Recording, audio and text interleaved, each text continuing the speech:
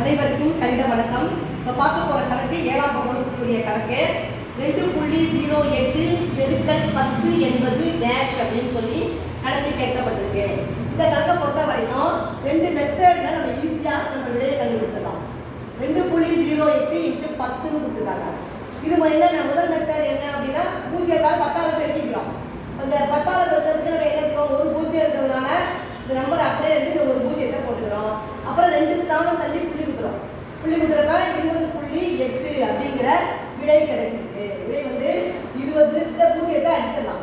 20.8 இது டைரக்டா போறது. இன்னும் ஈஸியா எப்படி தெரிஞ்சுக்கலாம் அப்படின்னா 2.08 × 10. இது என்ன செய்யணும், ஒரு 0 இருக்கா, அப்ப என்ன செய்யணும், புள்ளிக்கு அங்கங்கிற நம்பர்ல முதல் நம்பரை மட்டும் இந்த இடது பக்கம் நகர்த்திக்க வேண்டியதான். இப்போ பார்த்தீங்கன்னா 2 அப்படியே போட்டுக்கிறீங்க. ஒரு 0க்கு இந்த புள்ளிக்கு அப்புறம் இருக்கிற முதல் நம்பர் என்ன 0 இருக்கு, அதை இங்கே போட்டுட்டு அப்புறம் புள்ளி வச்சு 8ன்னு போட்டுக்கலாம். அப்போ விடை 20.8. இது ஒரு ஈஸி மெத்தட். ஒரு 0 இருக்கு அப்படின்னா புள்ளிக்கு அப்புறம் இருக்கிற முதல் நம்பரை மட்டும் எடுத்து இடது பக்கம் கொண்டு வந்துட்டு புள்ளியை வச்சுக்க வேண்டியதான். வச்சு ஆன்சரை எழுதிக்கலாம். புரிஞ்சுங்களா?